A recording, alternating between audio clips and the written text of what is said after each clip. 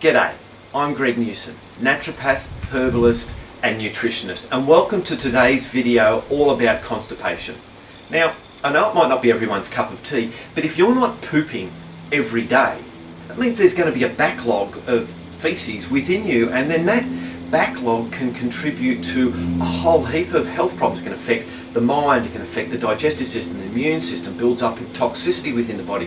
So really, you need to poop every day. Now, what constipation, if you look in the medical dictionary for constipation, it's basically defined as an infrequent bowel motion that is difficult to pass. It can be dry, it can be pebbly, it can be hard.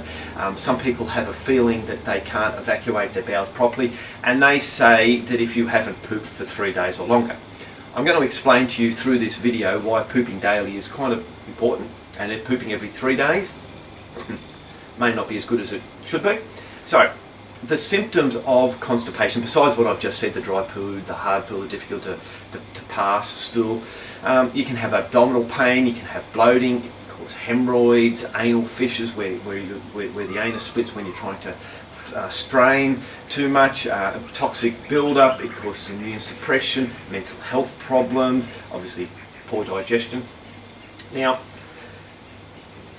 constipation can be caused by a known cause, such as colon cancer, because there's a mass growing within the intestines and the feces isn't able to pass through. It can be scar tissue left over from surgery. It can be iron supplements. So if you're taking an iron supplement and you're constipated, it's generally the types of iron that cause this is ferrous fumarate and ferrous sulfate. They will bind you up and cause constipation, as will certain medications, so opioid painkillers, certain antidepressants, antihistamines, and some diuretics as well. Then there's the other type of constipation called idiopathic constipation, where people really have no idea what causes it. And that's what I suppose we're going to focus on the whole lot, but we'll focus a bit more on that today because that affects more people than the known causes. Now, I've forgotten all the causes. I'm sorry. Poof, memory blank. Let's start that part again, and I most probably won't edit that out. Okay, one of the most common causes of constipation is dehydration, which basically means you're not getting enough water. Now what happens is that when you eat the food and it goes through the intestinal tract and it's broken down and all the nutrients absorbed through the small intestine, once it gets to the colon, it's quite runny, it's quite loose, and so there's a message sent from the brain to the colon, okay, reabsorb X amount of water. Now if you're quite hydrated, it's going to not absorb copious quantities, and that stool is going to form up and it's going to be nice and moist but firm and easily slide through the intestines.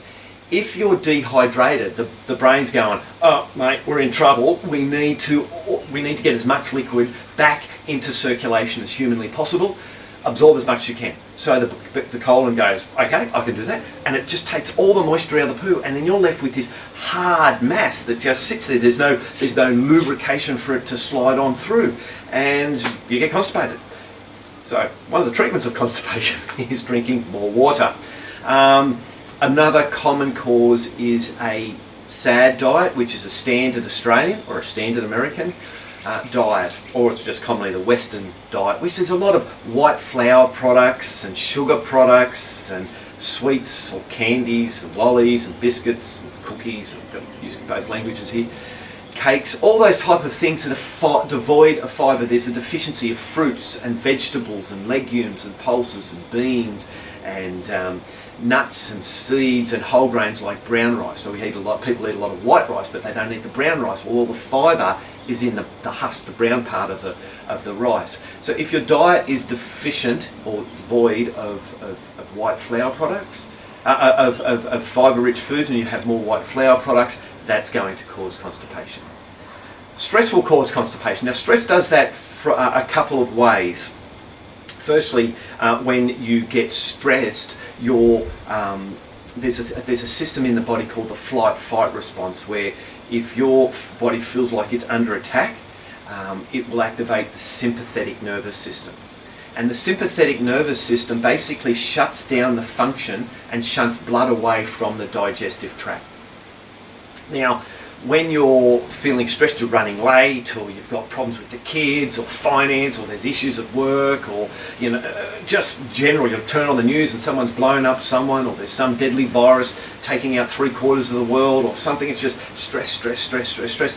That activates the sympathetic nervous system. Even though it may be only low grade, it's still activated, which means that the digestive system becomes more sluggish. Okay, so when you're calm and relaxed, the parasympathetic nervous system kicks in, and that's the nervous system for the gut. And that's the nervous system to help facilitate really good digestion. Right? So stress, there's one way that stress will do it. The other way that stress will also cause constipation is that stress depletes the body quite dramatically of magnesium. Magnesium is the muscle relaxant. Now, if you look at this video, this image here, you can see the colon.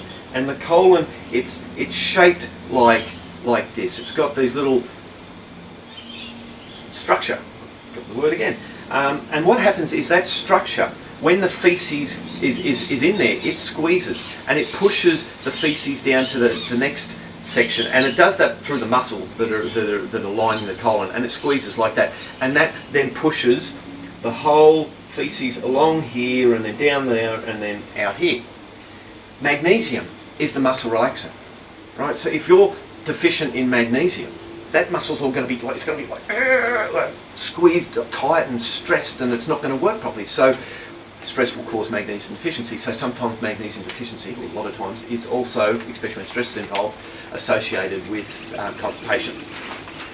An imbalance in the good and the bad, well, you want more good bacteria within the gut. If you've got an overgrowth of bad, it's a condition called dysbiosis. Dysbiosis basically means bad way of living. So you've got too many bad guys in the gut and not enough good guys. That will then change the whole ecology within the gut. It will change the pH within the intestines, and that will then slow the passage of feces through the colon. Right? So bad bacteria creates a lot of inflammation, creates a lot of irritation, toxicity, and then the nerves to the nerves of the colon that cause the innervation, they don't work properly. The brain freaks out. There's a whole heap of things going on. Your guts get stressed, so that sympathetic nervous system activation there as well.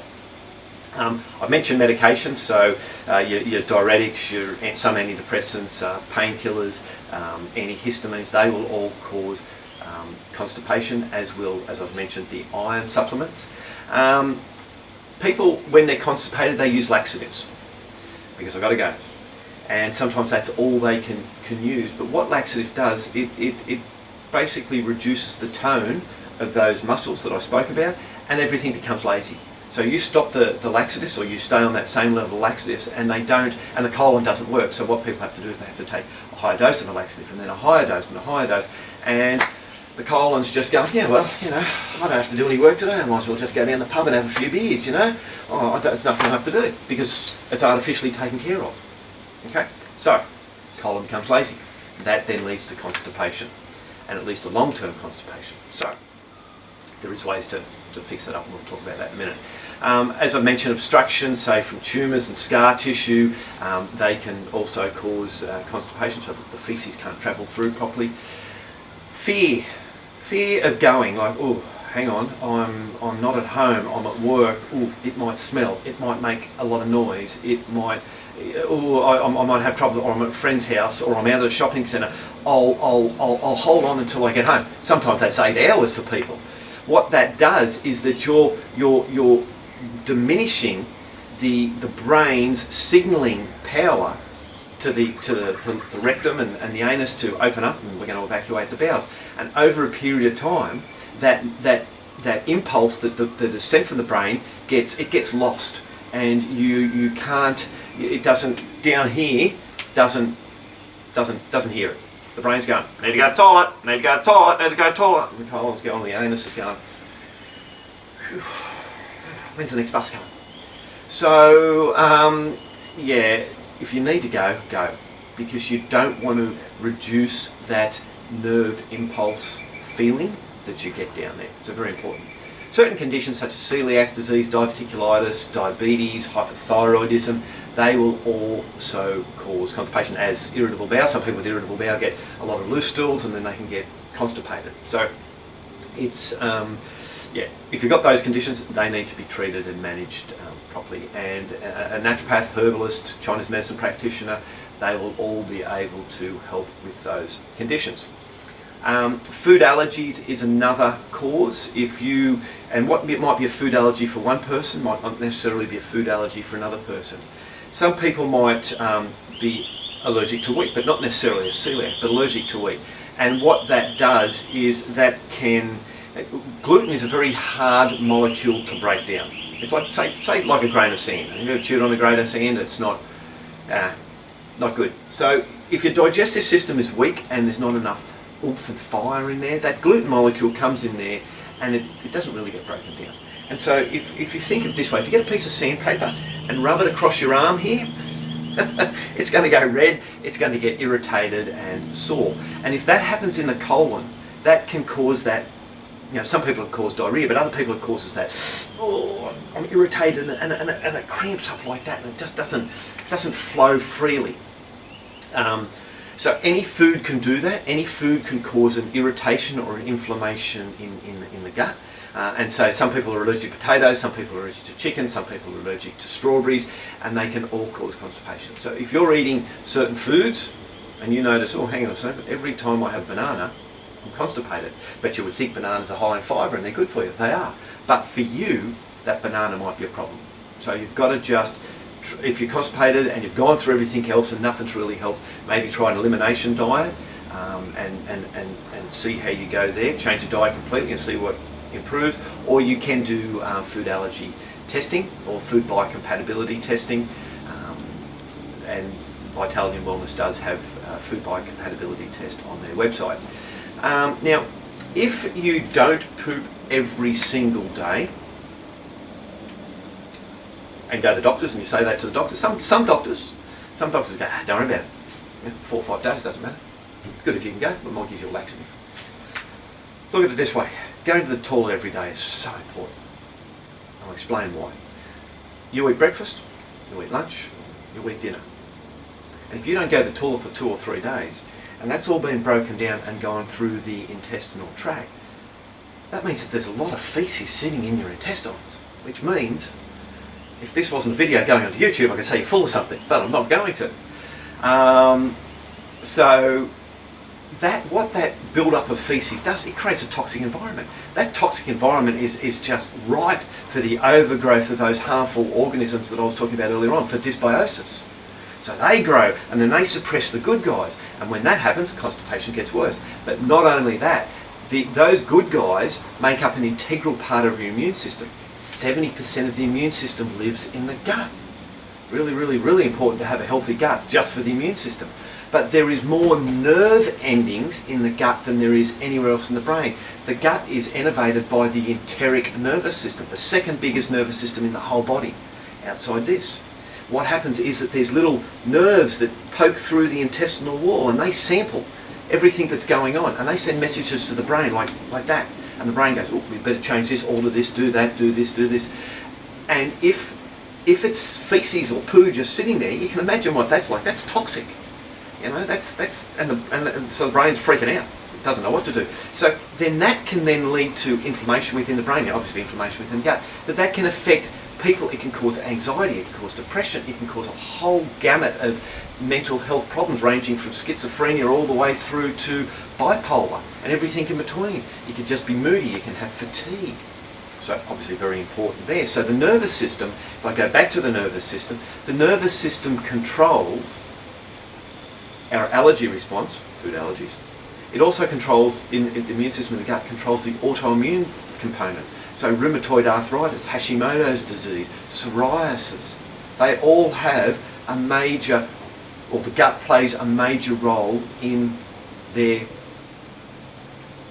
I've forgotten the word, their growth, their either their expansion or their diminishment. So the gut plays a major role there. So mental health, immune system. So if you can imagine, if you're not absorbing nutrients properly, and you've got inflammation and toxicity in the gut, every single cell in the body is going to suffer. Those good bacteria I spoke about, they make great amounts of B1, vitamin B1, B2, B3, B5, folate, B6, B9, B12, vitamin K2. So they're like multivitamin just within in here. You want good multivitamin? Have a good gut. Poop. So I've mentioned all about constipation. So what do we do to treat it? Well, firstly, and most importantly, drink more water, 2 litres a day. And if you're sweating and it's really hot, drink more. And if it's summer, obviously. Because that hydrates the body, and that means that the colon doesn't reabsorb as much water back into the system. If your diet is low in fibre, like in fruit and vegetables and nuts and seeds and legumes, increase your diet, increase those food groups in your diet, and diminish the white flour products and the sugar products. Change your diet. It's going to make a huge difference, not only for constipation but for the health of every single cell in the body, because white flour foods are nutrient dead foods. Fruits and vegetables and nuts and seeds and all those fibre rich foods are full of vitamins, minerals, amino acids, and obviously fibre. Exercise. Exercise stimulates the muscles within the colon wall, which means that peristalsis, that movement of feces through the colon, happens a lot easier. It also reduces stress. So exercise reduces stress, increases endorphins, you feel good. Low stress, easier flow.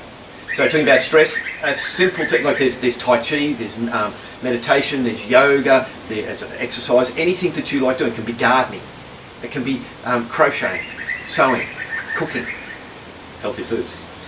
A simple one is breathing. I get patients to breathe in through the nose.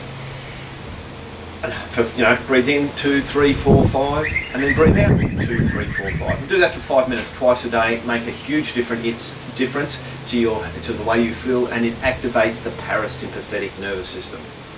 So if you're a rushing eater, if you put food in like that, possibly do a bit of breathing before you eat. That will slow your body down, which means that the parasympathetic nervous system will be activated and things will move on a lot easier. If you suffer from, if you've tried all those things and it's not really working, dysbiosis, the overgrowth of bad guys, may be a problem, and that's where you'll need things like antimicrobial herbs. There's barberry, garlic, echinacea, thyme, rosemary, paldarco, there's a wormwood, black walnut, forgotten the name of that one, black walnut. They're really great antimicrobial herbs, as are pumpkin seeds. They're also anti-parasitic. And then prebiotics. So you've got your acidophilus strains of probiotics, I should say, and the acidophilus strains of probiotics and bifidobacterium. There's also another very good one called Saccharomyces boulardii, which is a yeast strain of probiotic that helps encourage the growth of all the other good guys in the gut and crowds out the baddies. Prebiotics are special fibres that are eaten by the beneficial bacteria in the gut, and they produce chemicals called short-chain fatty acids. Those short-chain fatty acids are then used by all the bacteria to become strong and healthy, and all the cells that line the colon, in particular the colonocytes and the enterocytes. So really good fibres for the gut. And they're in lots of fruits and vegetables, nuts and seeds and legumes, pulse and beans, all those type of things.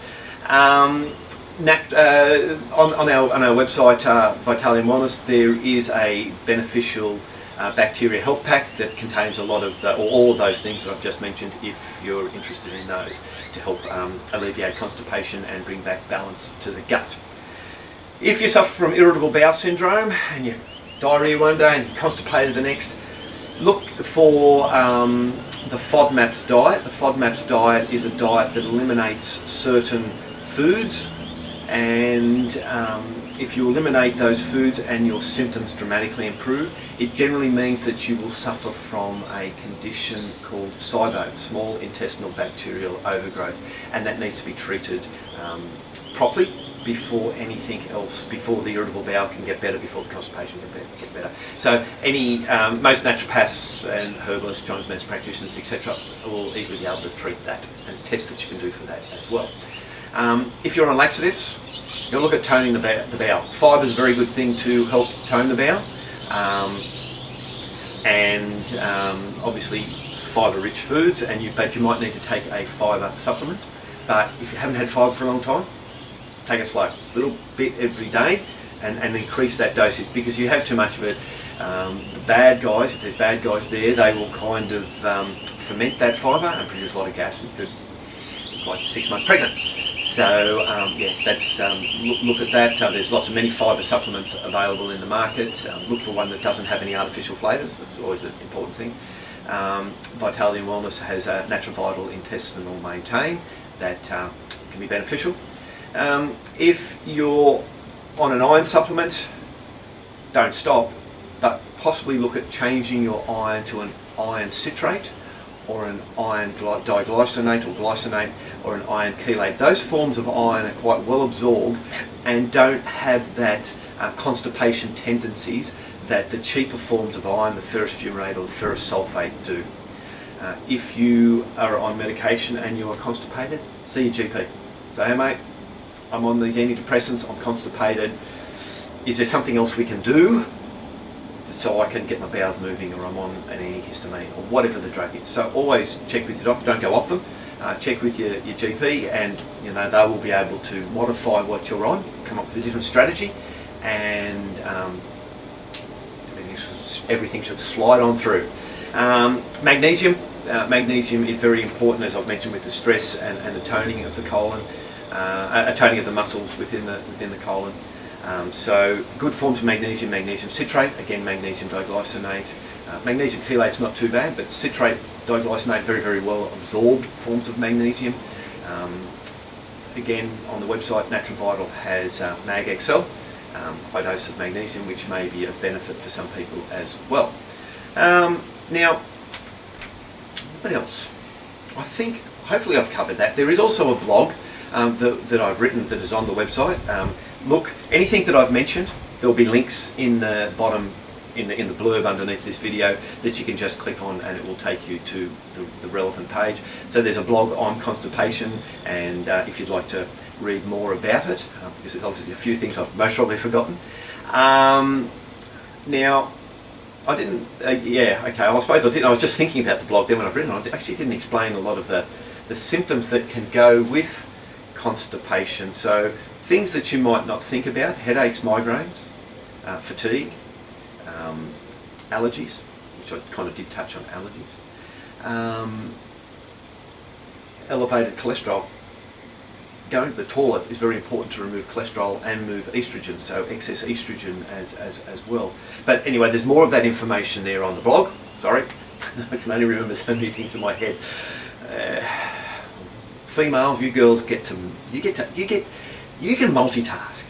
I've only got one thing in my head, and if I'm not thinking about it properly, it's gone. Anyway, so look, if you love this video, if you like this video, please give us a thumbs up. Subscribe to the YouTube channel. We'd really, really appreciate that, because obviously there's going to be more health topics that we're going to discuss. And share it on social media. Get it out there. Get more people learning about constipation, and that there is more ways to treat it than putting up with it or taking some harsh chemical or even herbal laxative for the rest of your life. Anyway, until next time, this is Greg, and you have a fantastic day.